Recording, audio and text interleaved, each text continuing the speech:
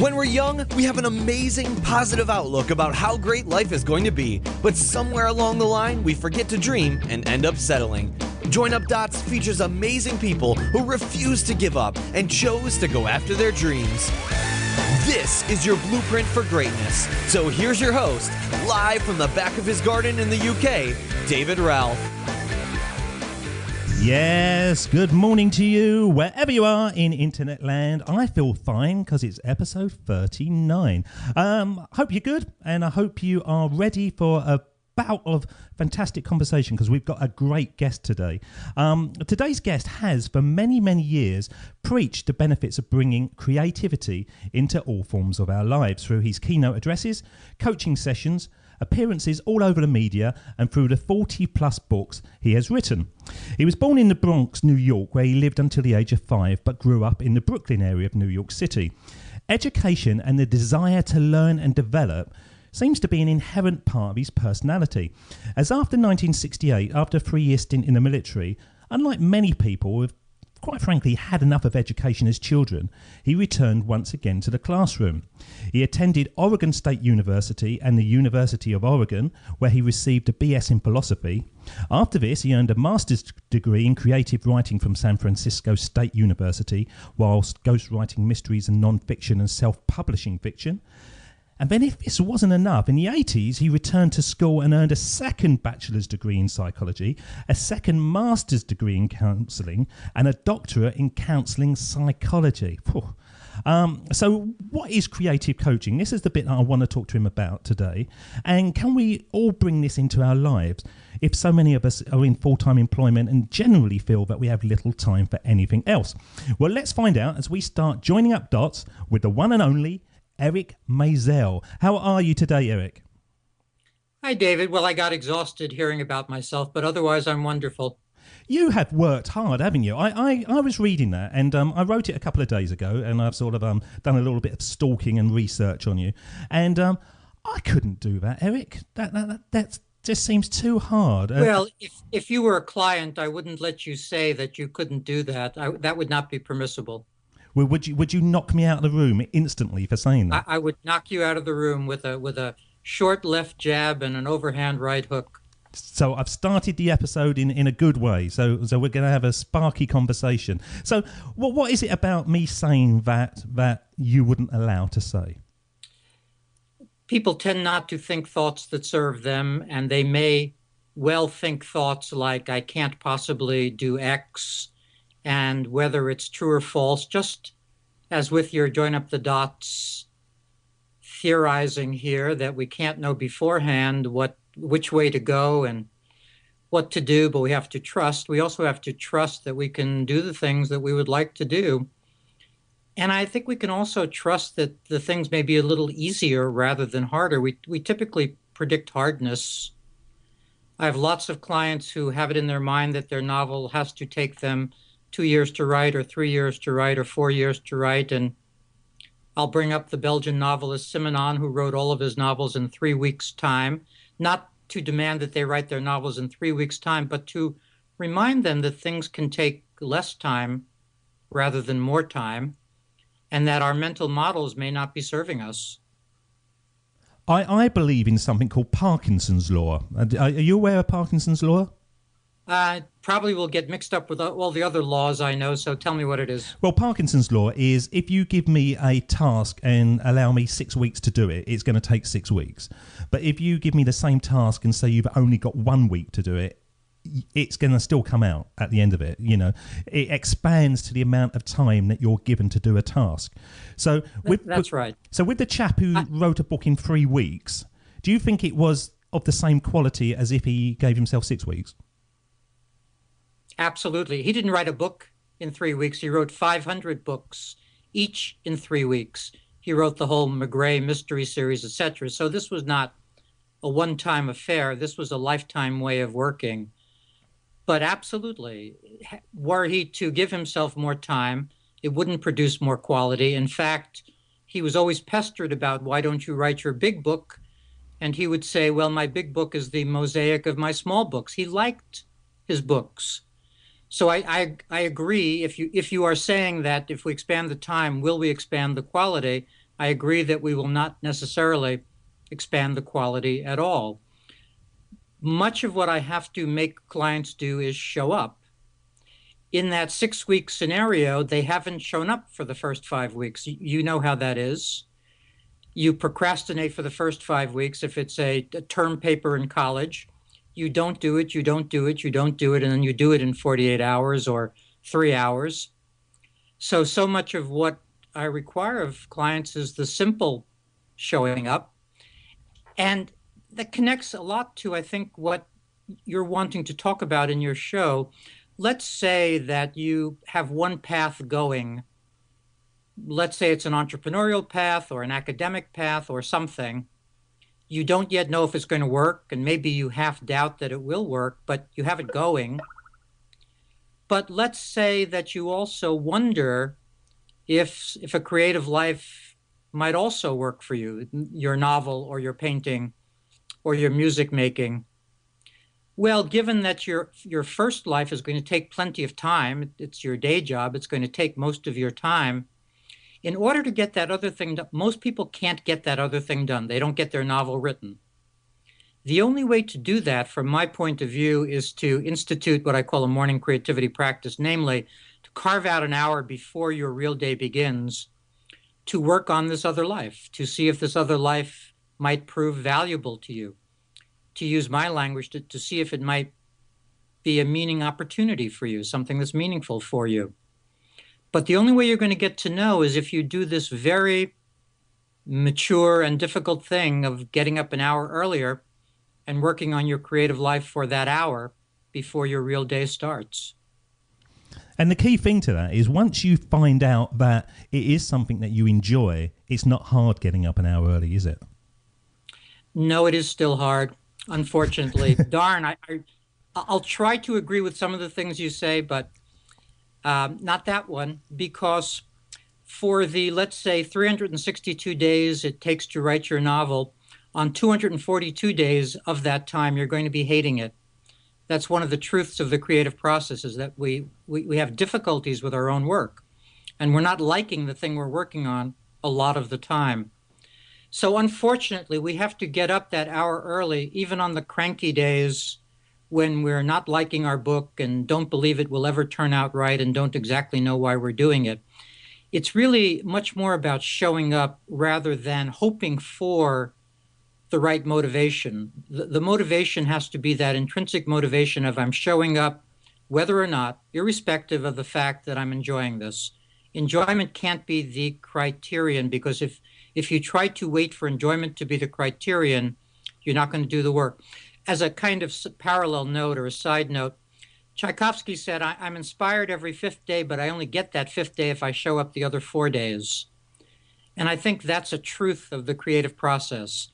Maybe on the 5th day we're really happy, but we don't get that day unless we've shown up on the 4 days when we weren't happy. Yeah, no, I agree with that, but I personally think that it does get easier. You know, when I started this, first of all, now we're live and I'm getting feedback and emails coming through and, you know, positives and a few negatives as well. You know, you've got to get the negatives. I'm finding it so much easier to stay up till stupid hours because of the time difference where I'm talking to people than I was at the beginning when I was just recording and thinking, is this ever going to go live? Is this ever going to, you know, create a path for me and other people? I find, and I've said this numerous times in episodes, that it's like a drug to me now, and I literally, it doesn't matter how tired I am, I can go up there to my office, put the mic on, and bang, I'm ready to go again. And I love it. And so for me, it has got easier, even though I had to go through those days, as you were saying, step by step by step, when I didn't know that anything was going to come out of it. It can get easier in that sense. It gets easier with mastery and repetition in a certain sense. But the reality of process is that only a percentage of our work actually turns out well. Now, that may not be the case in what you're doing, but, you know, pundits who will claim to know will say that Beethoven's 1st, 3rd, 5th, 7th, and 9th symphonies are better than his 2nd, 4th, 6th, and 8th. There are variations in the quality of work, but you can't do 9 without 8. You can't do 8 without 7. You can't skip the things that don't work. And that is an artist's fondest dream, is to skip the things that don't work. So while I agree with you that in one sense it gets easier, there's a huge trap there in believing that it ought to get easier, or actually wanting it to get easier. Because one of the ways we manage anxiety, and there is anxiety threading throughout the creative process, one of the ways we manage anxiety is to repeat ourselves. Let's say we do a beautiful job of painting pumpkins. Well, then we realize that the way not to experience anxiety is to keep painting pumpkins. But that prevents us from, also painting broccoli and artichokes, which might make us anxious because we don't know how to paint them. So I'm not sure that a goal is to have it feel easier. I think a goal is to keep growing, keep setting the bar a little bit higher, because I think that's what our meaning needs require. Probably after you've done this show for X number of times, you're going to want to make it more complicated, more difficult, and then again, you won't quite know if you can pull it off, but that'll be exactly what you want to do. Yeah, I think you're right there. Part of me, even now, your episode 39, we've actually recorded about 54. I've got that internal dialogue of, should I change it now? Is the beauty of it that people understand what they're going to get, or is it the fact that I should change it around to keep it fresh? And I have that internal dialogue going on a daily basis, really. At the moment, I'm keeping it exactly the same because I don't think I'm experienced enough to need to change it. I've got enough on my plate. I think that's exactly right. When a person's writing her first novel, she just has to write her first novel. She can't be thinking, should my third novel be approached in a different way? So I entirely agree. But when it's a very classic case in the arts where you have a success with your first thing, then your second thing becomes enormously hard, because now you have an audience that you didn't have when you were doing your first thing. You have people counting on you. And you're faced with this really odd prospect of people wanting you to do exactly the same thing, your signature work, and also change on top yourself, which is really a crazy agenda. And most creative people don't know how to respond after their first success, because they understand both things. People want exactly the same thing from them and something different. So you're happily in the beginning stage of project number one, and then project number two is going to produce its own sorts of difficulties and conundrums. It is strange, though. As you're saying that, I'm thinking, the difficult second album that artists have, where they come out with something big, and then we kind of want the same thing. And the films that get, the Rockies and the Lethal Weapons, you almost want the same story over and over again, don't you? But it makes no sense why you want to see the same thing over and over again. Well, in a way, it does make sense because you enjoyed it. I mean, in a very simple-minded sense, it makes sense why you want to see it. It's, when we find our favorite detective novelist, we don't need anything to change. We need his sidekick to be the same person. We need his mannerisms to be the same. We need the same setup where the least likely suspect is, of course, the one who did it. We want all of that because we enjoy it.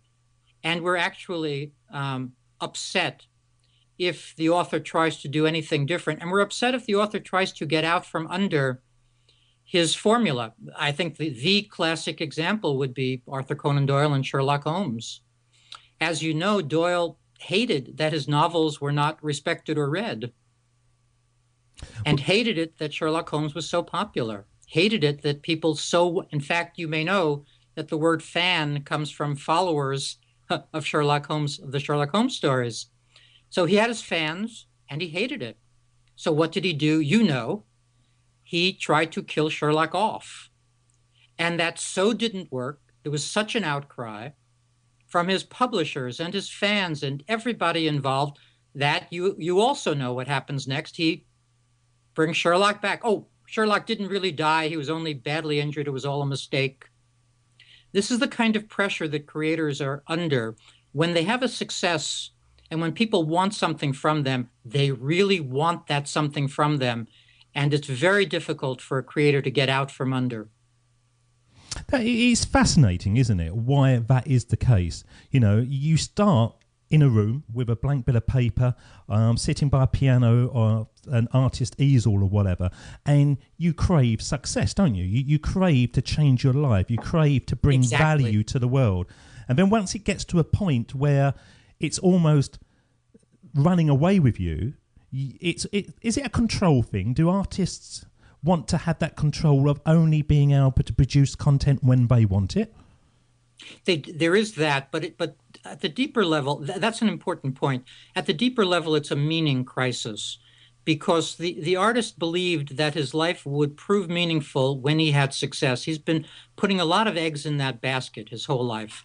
He may not believe he's very great at relationships or one thing and another, but what he believed was, well, when I have my bestseller, everything will change. And it turns out that, yes, some things have changed, but fundamentally, nothing has changed. That he's still stuck, A, needing to do the next book, B, needing to deal with editors and publishers, C, needing to deal with his audience, D, now needing to deal with new perks of his position, like drugs and what have you, all the things that come with success. So he discovers what's actually a hard lesson to learn. He discovers that his life hasn't turned around beautifully by virtue of success. He has new, mature work to do to survive his own success. So can somebody be creative? In the introduction, I was saying, how can we bring creativity into our lives if so many of us are in full-time employment? And obviously, when you talk about creativity, you do instantly think about musicians and artists and writers. But can people in a sort of corporate job, can they bring creativity into their life to make it more enjoyable? Into their lives or into their jobs? Into their jobs, typically not, because most workplaces are not interested in creativity in the sense in which you and I are describing it. Creativity has three meanings, and in the corporate world, it means the first two of these three. In the corporate world, it means innovation and problem solving. So businesses want that. They want their problems solved, and they want innovations that will prove profitable. The third meaning of creativity is self-actualization. That's the deeper meaning. It's the way we bring our human resources together in ways that satisfy ourselves. That's not what they mean. Corporate world does not want a room full of Van Goghs and Beethovens and Gauguins and you can name them. They don't want a room full of difficult people trying to self-actualize themselves. So it really depends on what we mean by creativity as to whether the corporate world wants it or not. And what we typically mean when we talk about artists, that's not something the corporate world actually wants. That means that the worker bee probably can't get his creative needs met in the workplace. And that's why he probably has to create another meaning opportunity, whether it's working on his novel or working on his suite of paintings or what have you, another outlet where the self-actualization is possible. I was in corporate land for many, many, many, many years. And for many, many, many of those years, I was a trainer. So I used to stand up and do training courses. And I've told this story numerous times through the episodes. But obviously, creating training courses and entertaining people and teaching them in a way that is memorable obviously needed a certain amount of creativity. So I would do the courses in slightly wacky ways, which hopefully the guys attending found fun, but then they gained something from it. You did them in Italian, did you? I did, yeah, absolutely. But I used to get called, oh, you're a maverick or you're a loose cannon, and by the managers and the sort of the board of directors. Exactly. And it used to really get up my nose, I'll be honest, Eric. And I used to think... And you were hardly a loose cannon. You were playing inside the lines beautifully. You were playing their game, but even that was intolerable. Well, yeah, that's right. I was doing a job as well as I possibly could, and in many ways better than I possibly could, because I didn't have funding. It was all out of my own creativity that I used to do this. And as I say, that maverick used to really stick in me. Now I've left corporate land and I'm doing this for a living, I actually think, no, I should have worn that with a badge of honor, because they couldn't quite grasp what they had when they had it. Does that make sense? Well, that's nice if you can pull it off, but most people in the workaday world understand that they're not being utilized particularly well, that they have to agree to all kinds of rules and principles, including selling something that either they may not be interested in or that may actually repulse them.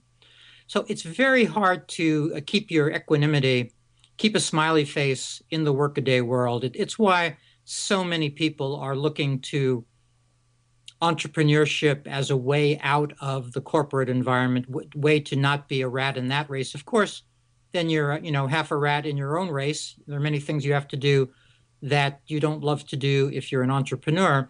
But it's the reason why so many folks are trying to carve out their own way of being in the world, because being in somebody else's enterprise typically doesn't work very well. So if we start going back into your life and joining up the dots in your life, did you always have a plan? Because it seems to be that education has been a sort of a line all the way through your life.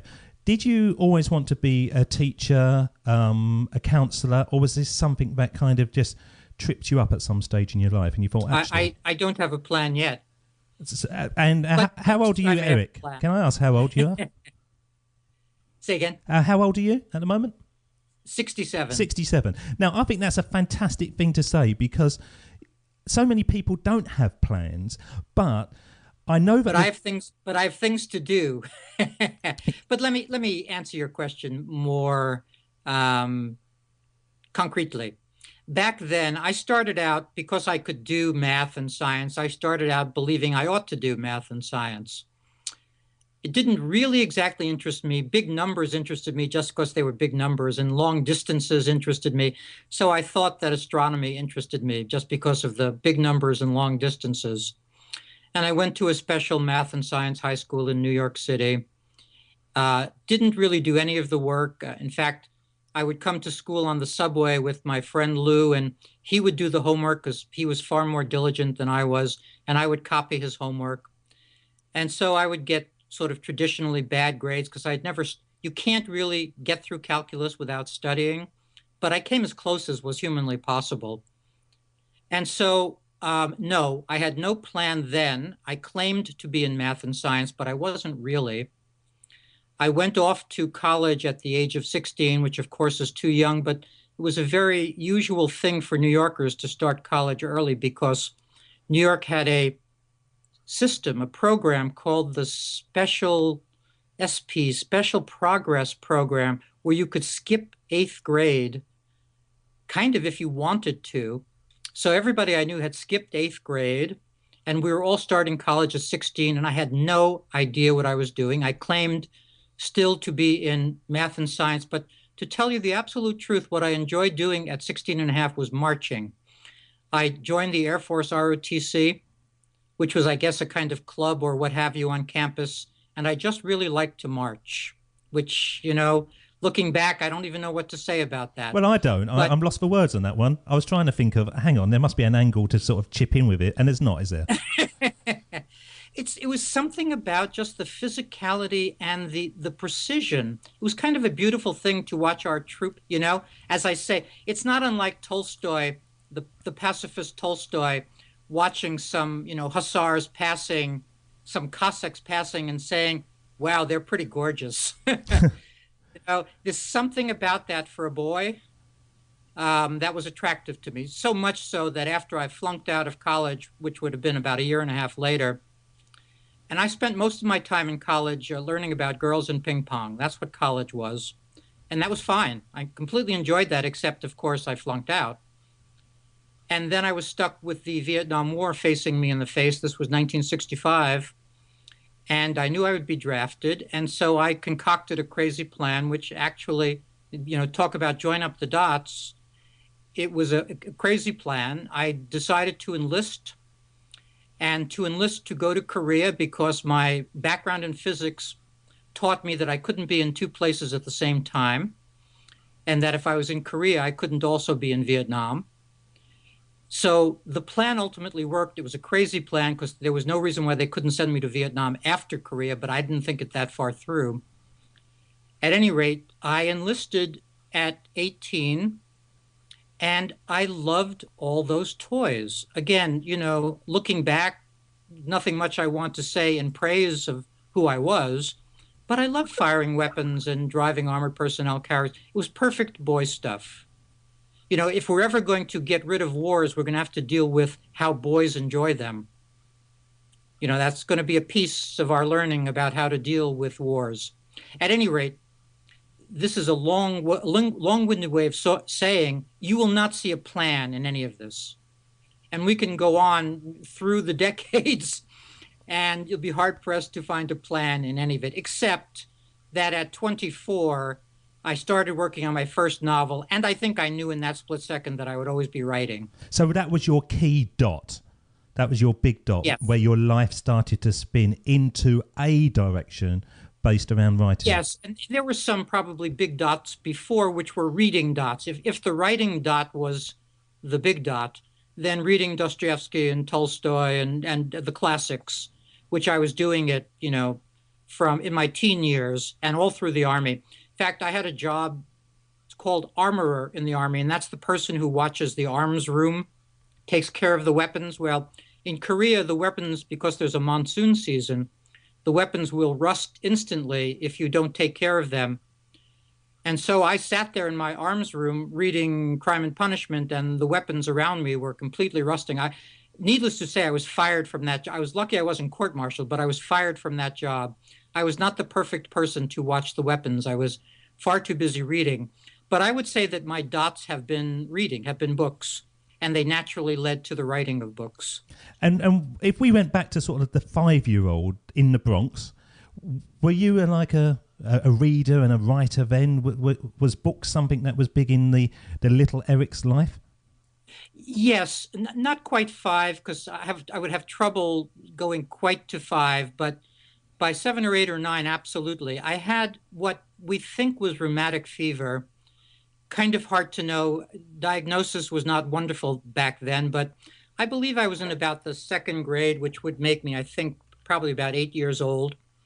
And I woke up one morning and my left leg was paralyzed.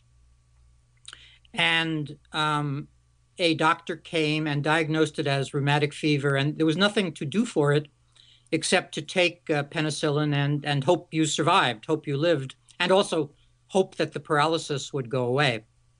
So I was in bed for probably 2 or 3 months straight, immobile. And I wrote, you'll see what I mean by write in a second, but I wrote a huge book, which was the history of everything, which was actually just me cutting out articles from the National Geographic magazines that I had and ordering the articles so that, it might start with, astronomy and go on to zoology. So my first book was one of these fat, loose leaf books of cut out articles from the National Geographic. And it was already my intention to cover everything there was in the universe. So maybe had I been able to look down on me, I probably would have understood where I was going. Yeah. Because the tagline for this show is connecting our past to build our future. And even at the beginning, before I started doing these shows, I had this vague kind of feeling in my head that we all know our path. We just don't spend time reflecting on the things that we've enjoyed or we were naturally good at, because once we leave college or university or whatever, you've got to get a job, and you just kind of fall into a job because it's the first one that comes along. I agree with you. And let me piggyback on that. I know I'm interrupting you, but I want to piggyback because folks may not know that there are 2 completely different theories of human development that underpin all of psychology, and they're contradictory. One is the Freudian view and the typical view that we develop. The other is the Jungian view, which is that we start out whole and undeveloped, that we start to lose ourselves. The Freudian view is we start to become ourselves, and the Jungian view is we start to lose ourselves. I'm, in this sense, a Jungian, because I think I was completely whole at 2, 3, 4, and 5. And as you say, could have, if there was some way to do it, could have understood my destiny. So I'm really agreeing with you that I think there's something we know deeply, including we know what we fall in love with. I think everybody who's been in a darkened theater at the age of 5 or read a book or listen to music, they know what that falling in love feels like. Whether they're also going to be a musician or a painter or a writer or something else again. But that's an awfully pure experience, that falling in love at that age. It's your unique self, isn't it? That's what we're tapping into. You know, if you looked at my school reports when I was like 5, 6, 10, 11, it was always David's more interested in having a conversation than paying attention. David is always talking. Well, you had ADHD. I don't know what it was at the time, but I'm joking. No, but it might have been. I really don't know. You know, at the time, it was just the fact that I liked to talk. And then I went into corporate land, and pretty much I spent my next 20 years talking, you know, but in a structured environment. Now I'm here and I'm having the greatest conversations on a daily basis. And I kind of think, as I've said numerous times, I should have done this earlier. I should have done it, but I just wasn't ready. I just couldn't see my path at that time. Exactly. But now, I'll tell you it's all I want to do. I'll tell you a story about my coaching life, about that I should have been aware that I was going to do this when I was 6, but of course I wasn't aware. So my mother, I grew up alone with my mother. I had 2 siblings who were much older than me, and they were already out of the house. So essentially, I was an only child, although I had siblings. And so my mother would tell me the stories of her. I was maybe 6 or 7 or 8 years old. My mother would tell me the crazy stories of her friends' marriages and what was going on. And I remember she told me, well, that a coworker of hers and the coworker's husband were fighting over the open window. That is, one wanted to sleep with the window open for the air, and the other wanted the window closed because of the bugs. And so I listened to my mother's story, and I said, screens. That was the solution. Well, that's perfect, isn't it? It was perfect. It was just taking the situation, not getting worked up, not getting invested in the drama of these 2 people, and going directly to problem solving. And I think that's why I like coaching so much better than therapy. And I've done both. I'm a therapist and a coach. But I like going to the what should we get done this week, as opposed to, please tell me again the whole history of your life. You've probably saved my marriage there. Do you know that? Because every night I want the windows open, and every night my wife says no, because of bugs. Screens.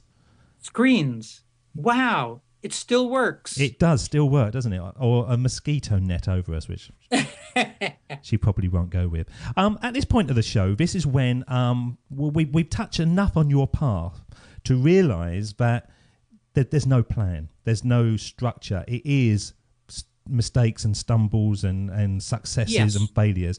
And I just want to play you the speech which we do generally at this time. This is when Steve Jobs, back in 2005, stood up and had a commencement speech to a load of students leaving university. And this is what he said, and it's the theme of the show, Join Up Dots. Once it finishes, Eric, I just want to know whether you think this is truly relevant, not just for your life now, but through your whole life. Of course, it was impossible to connect the dots looking forward when I was in college, but it was very, very clear looking backwards 10 years later. Again, you can't connect the dots looking forward. You can only connect them looking backwards. So you have to trust that the dots will somehow connect in your future. You have to trust in something, your gut, destiny, life, karma, whatever, because believing that the dots will connect down the road will give you the confidence to follow your heart even when it leads you off the well-worn path, and that will make all the difference. What do you think, sir? What do you think about those words? Well, I partially agree and I partially disagree. I don't think that we actually can trust that the dots will connect up.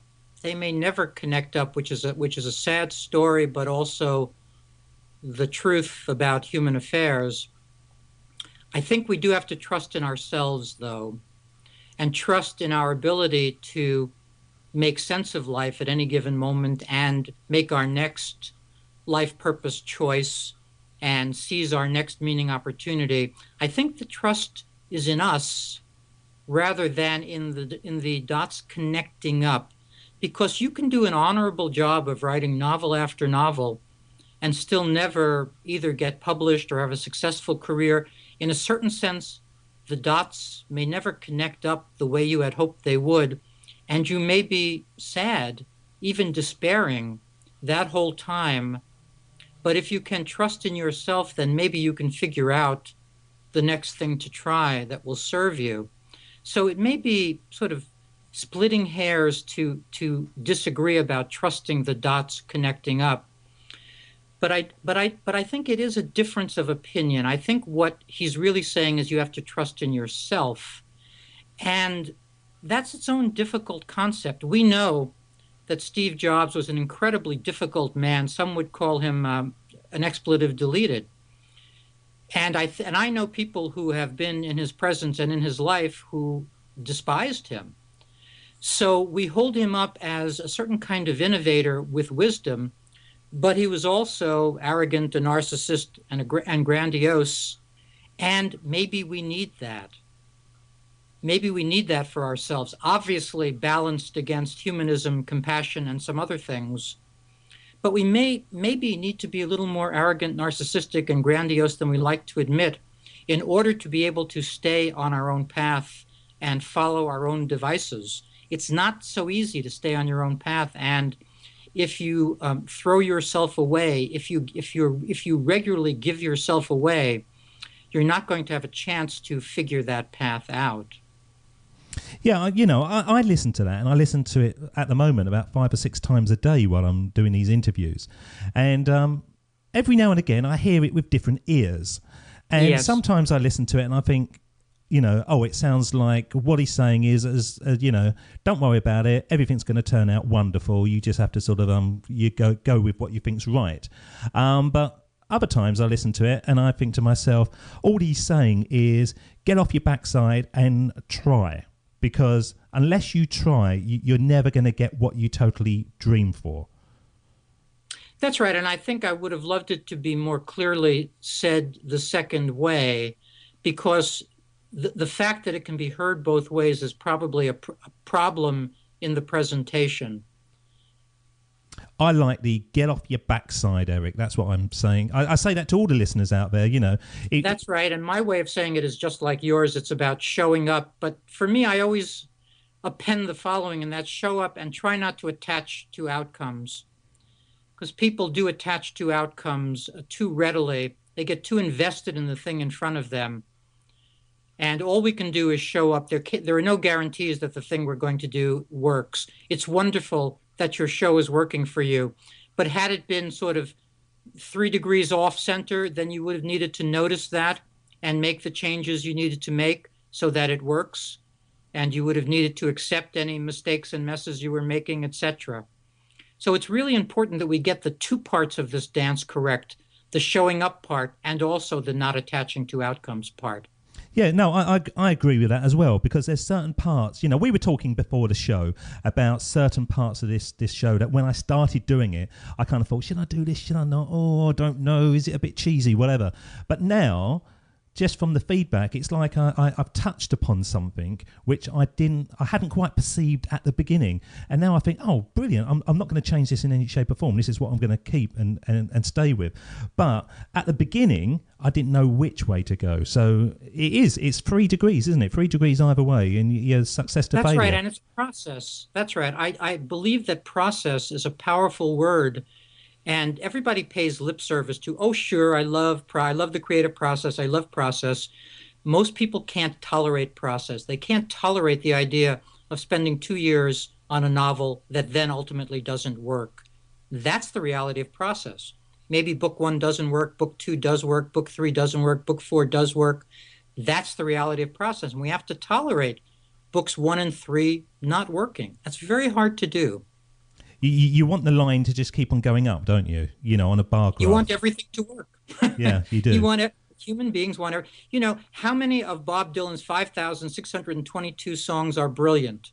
81, 19?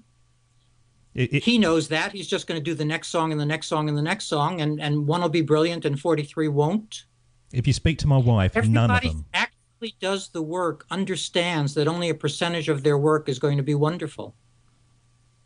How do you overcome that then, Eric? How do you stop that inner dialogue that beats yourself up?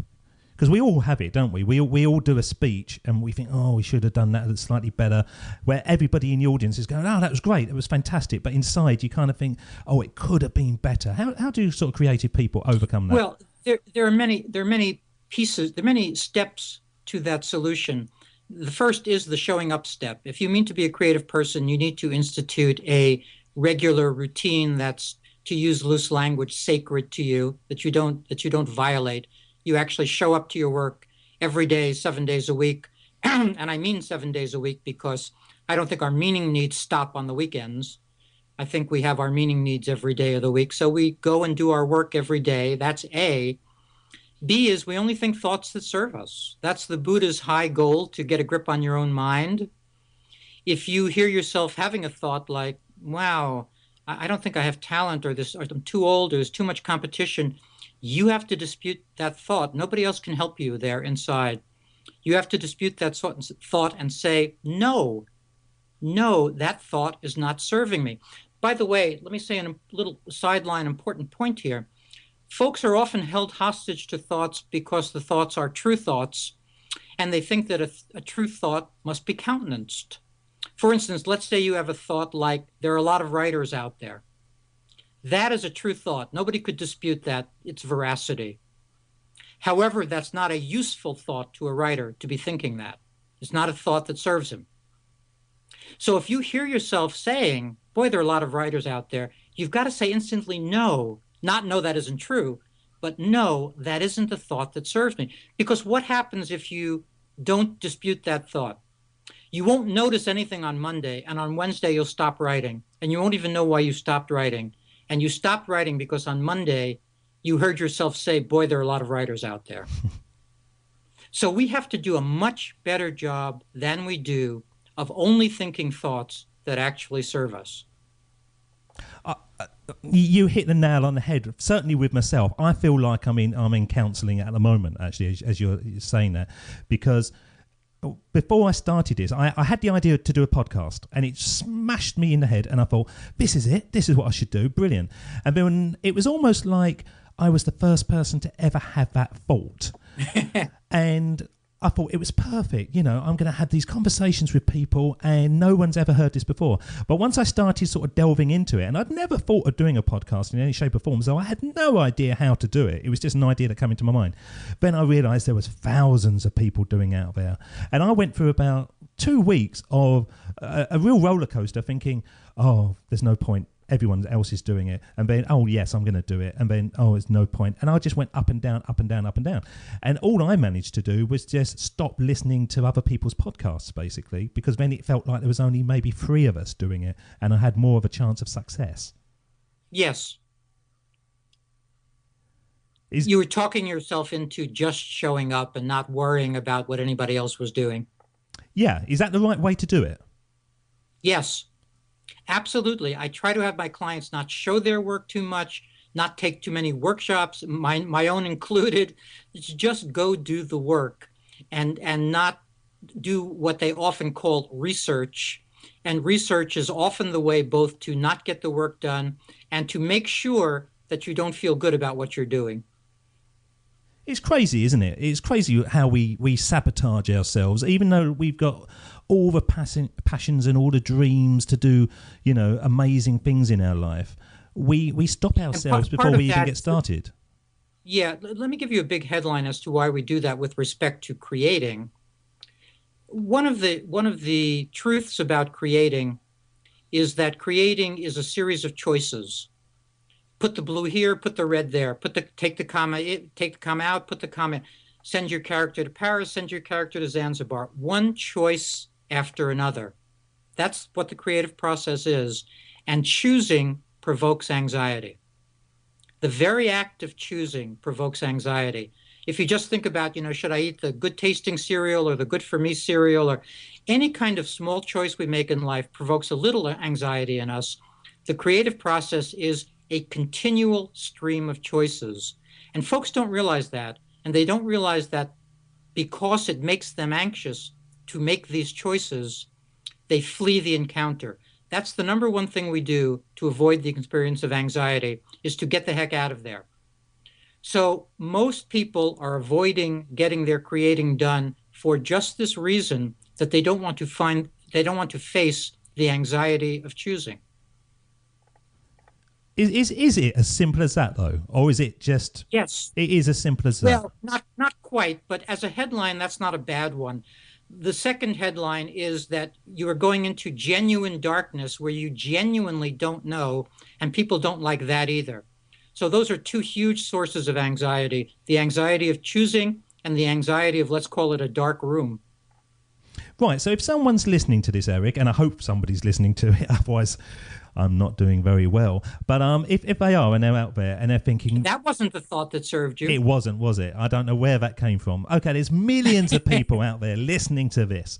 Millions, billions, the whole human race. It would be good, wouldn't it? It would be good if a million people and a few animals thrown in as well to sort of listen to it.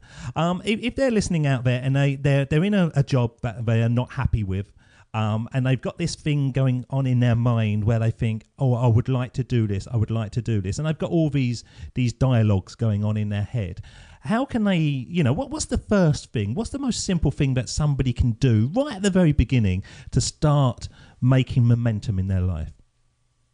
Well, I think it would depend a little on what sort of thing you were thinking of, whether it was starting your novel or starting your online business, or there would probably be different first steps depending on which sort of thing you were meaning. But one of the first steps would be to rekindle desire, because we're not, your culture and our culture, we're not particularly passionate cultures. We don't countenance a lot of passion. And most people in their lifetimes learn to not be very passionate. They learn to be merely interested in things, not really productively obsessed about them. So a person who's hoping to do the thing you just said probably isn't sufficiently passionate about the thing that they're thinking about. They're merely interested in it. So one thing that we have to do is fall back in love with, or fall back in love for the first time with, the thing that we say we mean to be doing. Pavarotti has a quote I like, which is, people say I'm disciplined, but it's not discipline, it's devotion, and there's a big difference. And there is a big difference.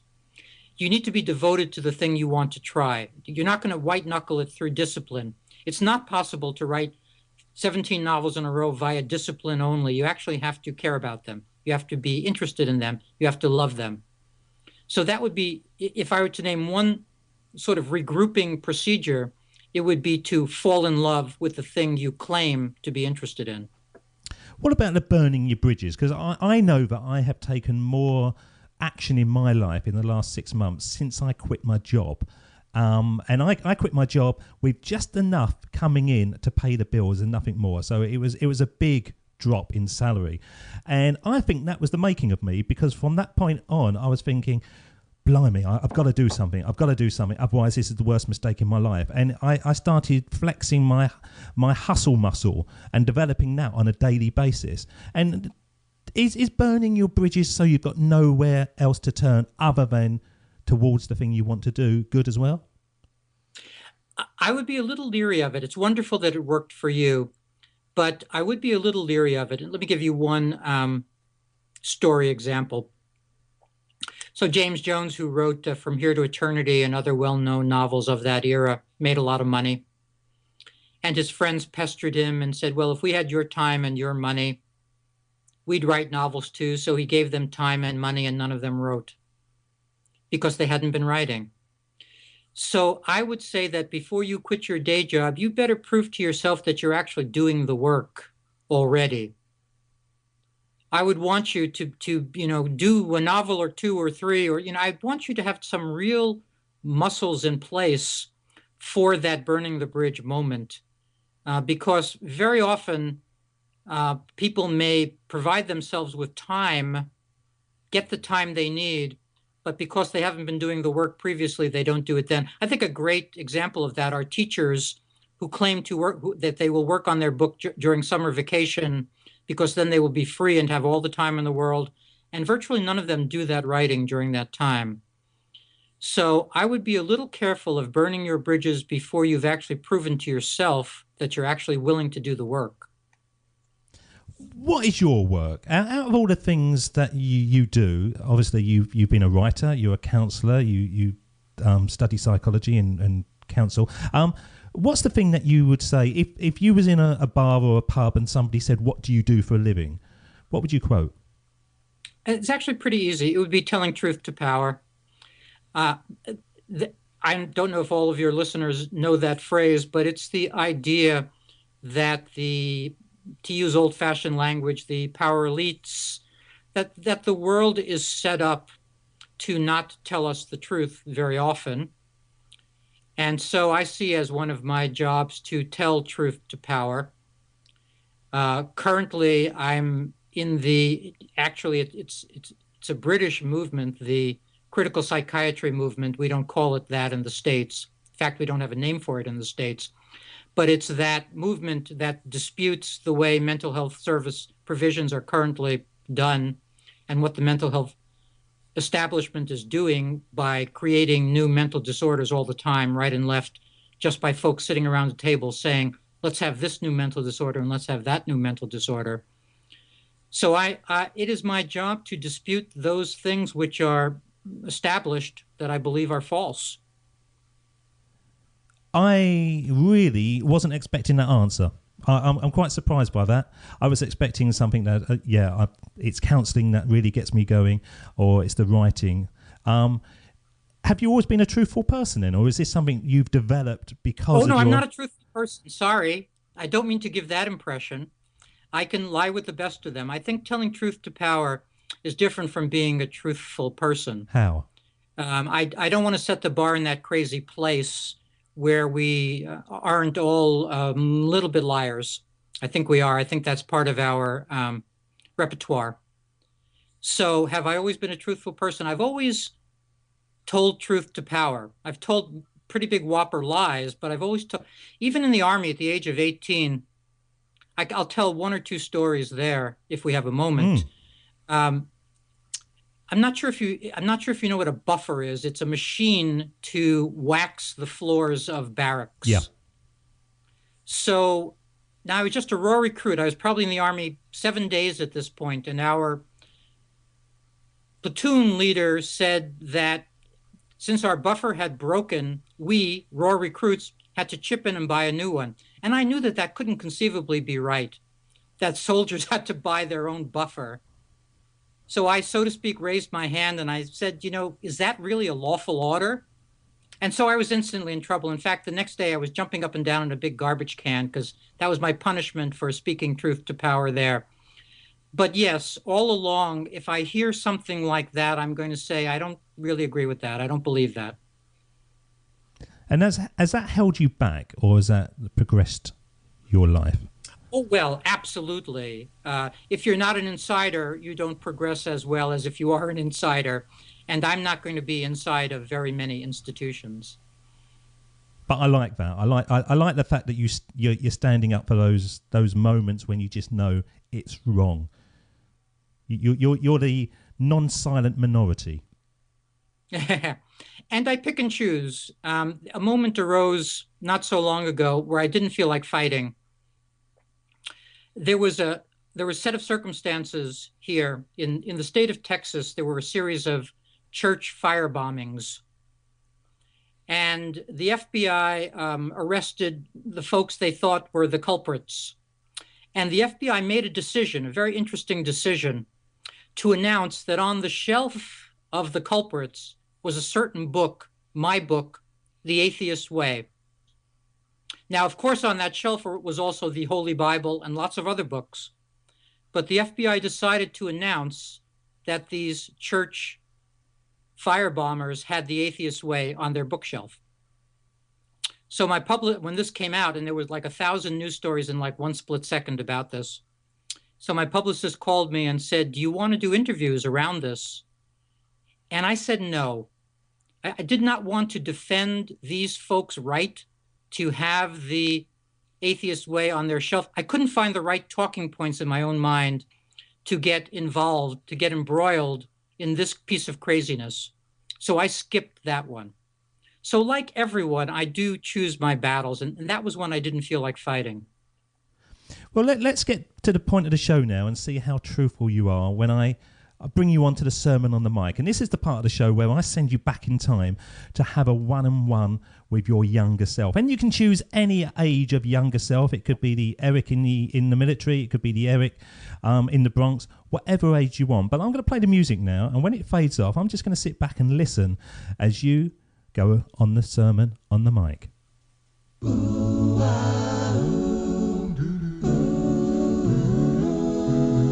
Here we go with the best bit of the show, the Sermon on the Mic, the Sermon on the Mic.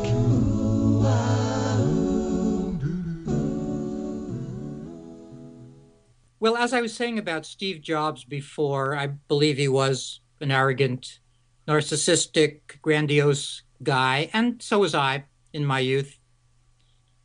And I think that serves us and doesn't serve us.